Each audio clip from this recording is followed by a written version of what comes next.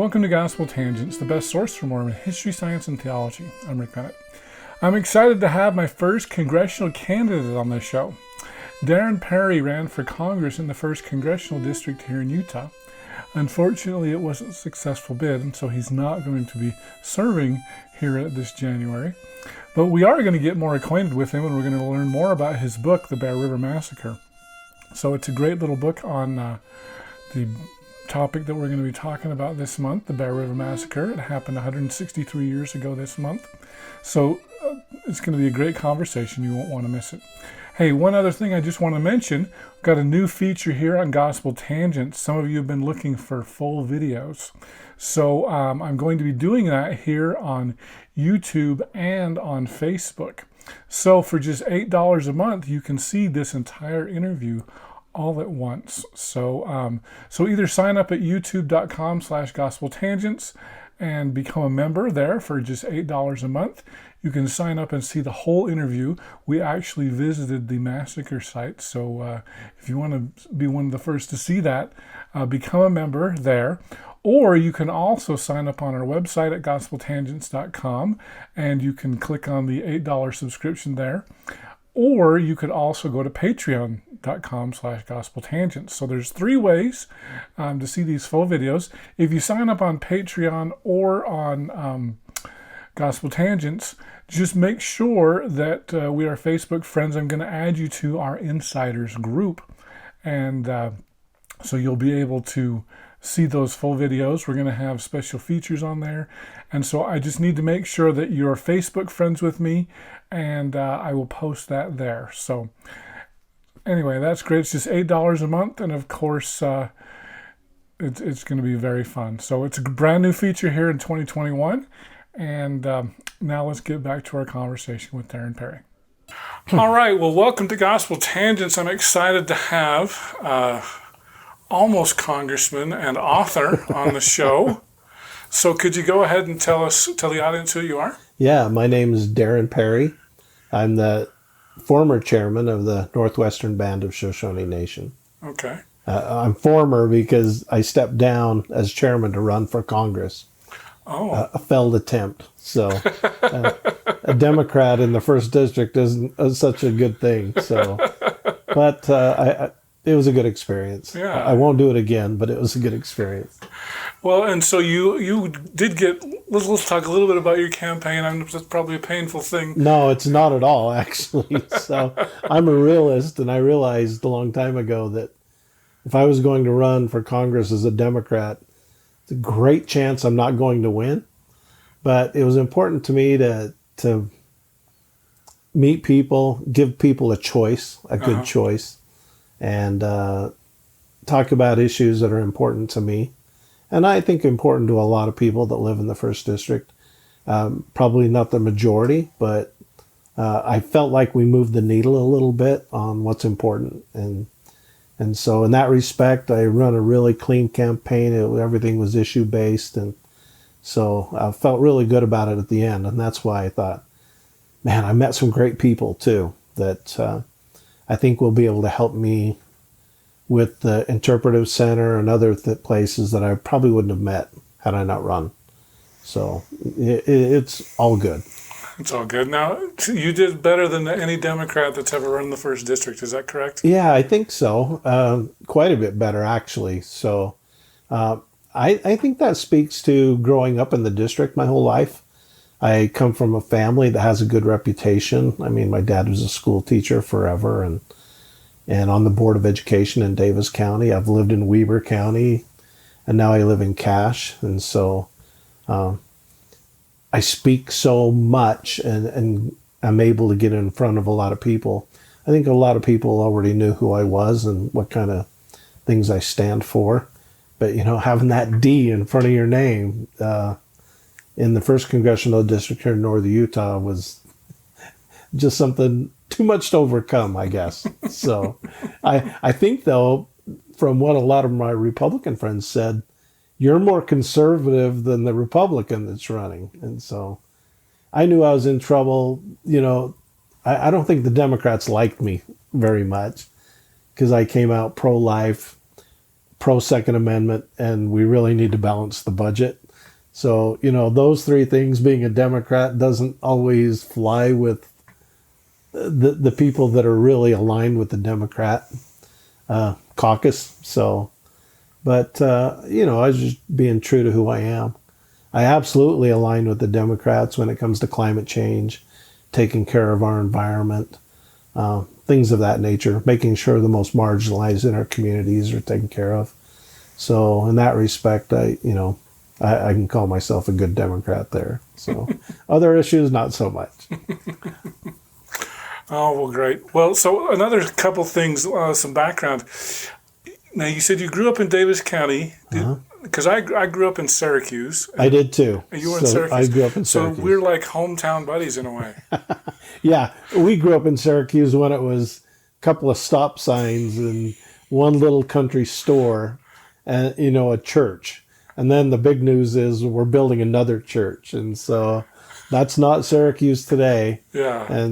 But that was a small town USA for me, to go see my best friend who lived like 3 miles away if you took the roads, but if you cut through the field, you were just a mile away. Right. So that was my life growing up, catching snakes and frogs down on the ditch banks and getting asparagus and go outside your door and hunt pheasants. And it's not that today. No, it's not. But I love my childhood in Syracuse.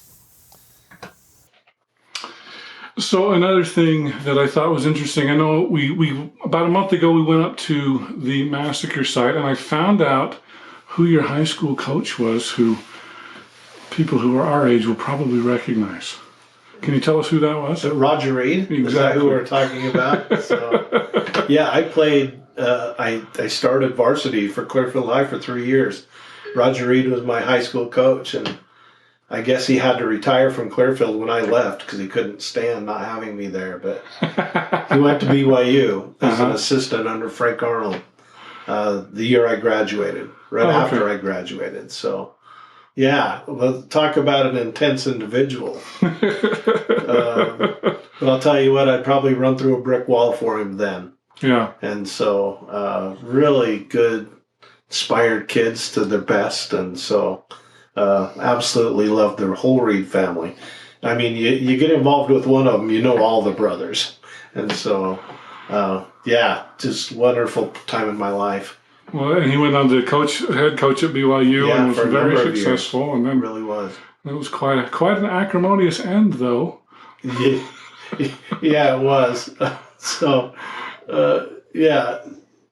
you work for a church school and you just got to do things a little different. I always wondered that he lasted as long as he did because he was an intense guy. Yeah. And that's the way he coached and that's the way he lived his life. And so I always just wondered about that he lasted as long as he did, but he's a great coach. Yeah. The kids loved him.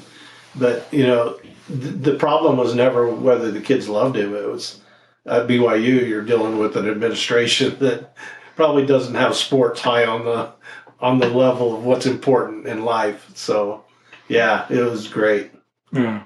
Well, I know his son Robbie went on after because Roger was fired, and then Robbie went on to be a starter at Michigan. So yeah, and in fact, Robbie was a small 3 or 4 year old kid. He'd bring him to practice, and we'd throw basketballs at him. When he wasn't looking, see if we could knock him over.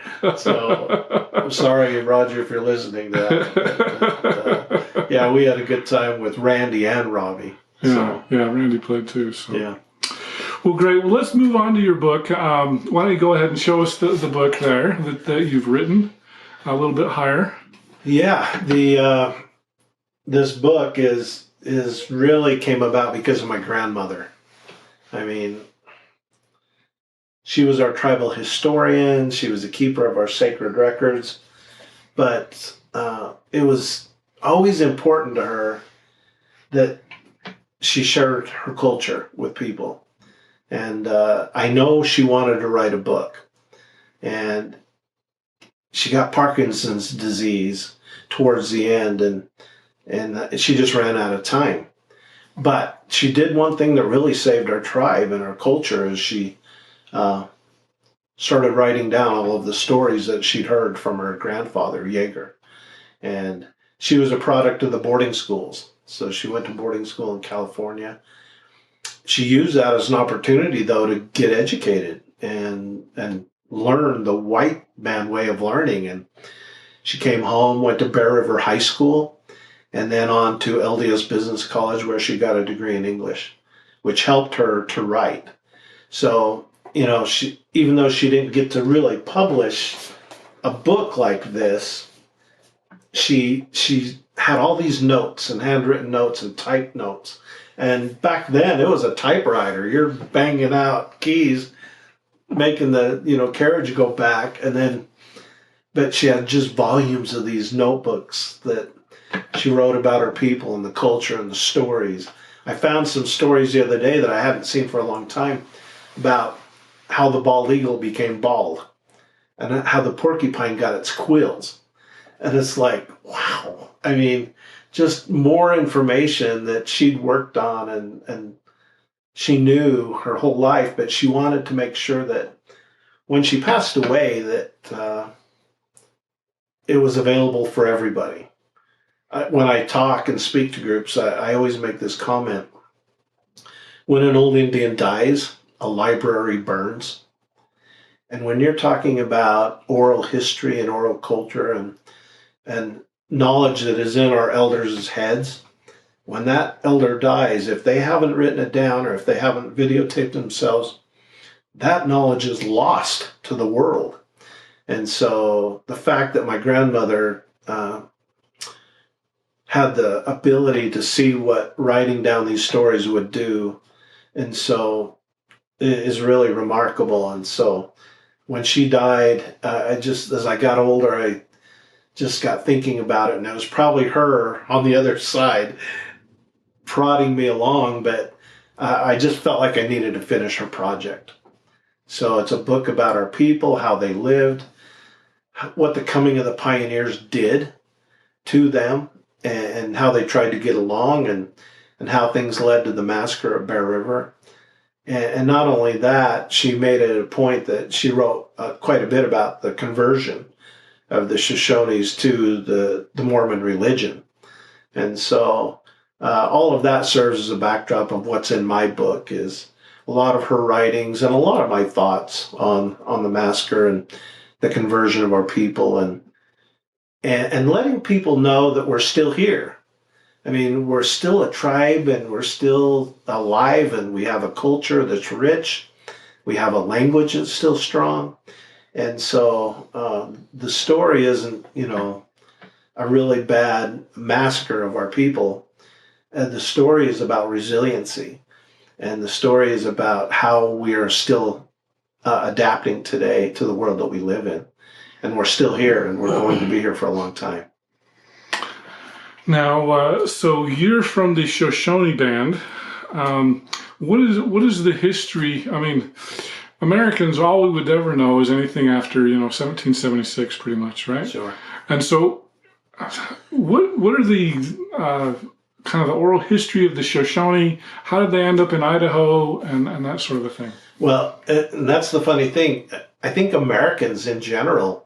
I had a conversation with a friend on the phone today, and she said they were talking. She was talking about the high school that's in Salmon, Idaho, and the mascot name is the Savages. Oh, really? She's going, but she said part of their dress and part of that image that they portray is a war chief with a headdress. But she said the headdress isn't even. It's from the Plains Indians. It's a Plains Indians headdress. So she said, I mean, it's one thing to have the Savage as your mascot. It's a completely different thing that the picture of the mascot is a Plains Indian. Has nothing to do with Idaho. But that speaks to the larger question of, I think what a lot of Americans think today is what they see Hollywood portray. And I think a Native American to Hollywood is the Plains Indians. A horseback chasing buffalo, That's the image that people have when they hear about Native Americans. And that is completely not accurate. It's accurate for the Plains Indians, but man, there's probably 565 tribes that are not Plains Indians. And so the Shoshone group at one point, from what historians say, was about 70,000 strong in the whole Great Basin area. Wyoming, in Colorado, Nevada, Utah, Idaho, and even into California a little bit.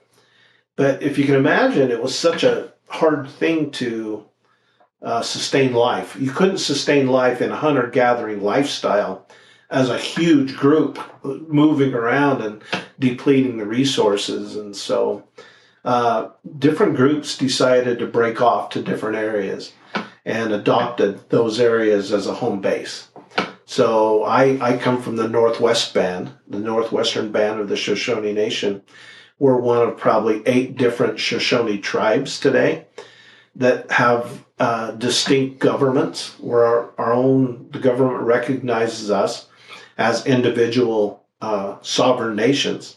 So we're a sovereign nation. The Shoshone Bannock at Fort Hall are a separate Shoshone nation.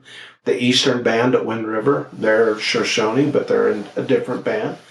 So we found ourselves in northern Utah, Cache Valley, where we're at today, and Box Elder County, anything north of Salt Lake City, all the way up to probably the Snake River in Pocatello. So that would have been our home base. The hunting and gathering would have taken place in those areas. Although we have oral history that we attended buffalo hunts with Chief Washakie in Wyoming. He was a Wind River chief. He's probably best recognized as the main chief over probably 5 different Shoshone bands, including the Northwesterns, the Easterns, the Westerns. And actually, at one point, the Goshute tribes of Utah, there's 2, are Shoshone, really.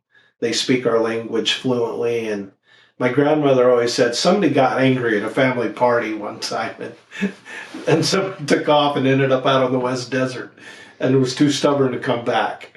And so that's how the Goshute tribe was born. I don't know if that's accurate, but their languages and they're our cousins. And we've intermarried a lot with the Goshute tribe and the Western Band of Shoshones and the Eastern Band. So to say that the Northwestern Band is just one kind of culture is, we've intermarried with all different kinds of Shoshone groups over the years. And so, but that's how Chief Sagwitch, my great-great-great-grandfather, who found himself to head the Northwestern Band, he was born in 1822 in Bear River City, so right in the heart of our indigenous area. And then lived a long, long time, lived to see the massacre, lived to join the church, lived to go through the temple. And so led his people on many different,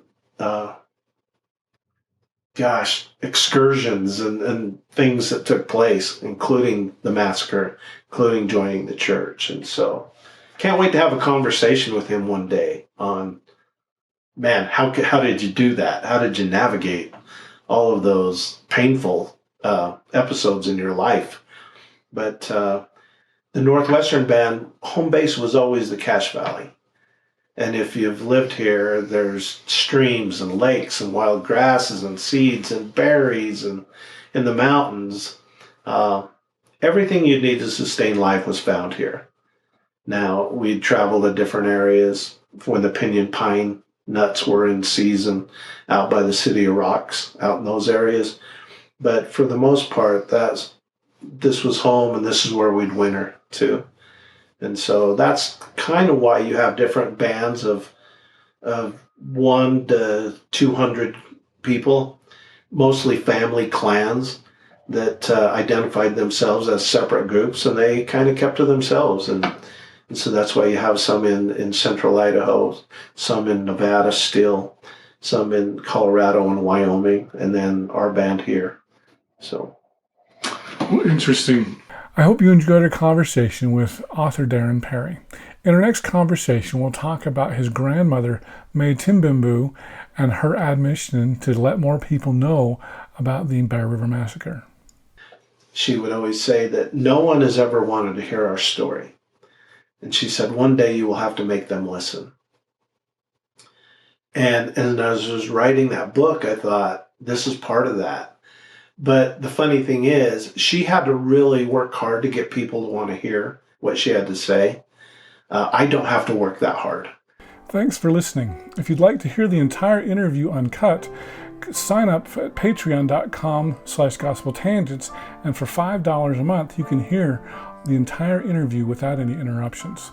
If you'd like to see the whole video, that's just $8 a month, and you can sign up either at youtube.com/gospeltangents or on our website at gospeltangents.com and click the yellow subscribe button. Or you can go to patreon.com/gospeltangents. And I'll just need to make sure that we're Facebook friends, and I'll add you to our insiders group, and you can see the entire interview uncut. If you'd like to get PDF transcripts of our interviews, those are just $10 a month. And for just $15 a month, I will send you paperback versions of our transcripts as soon as they come out. Or, of course, you can buy them on Amazon as well.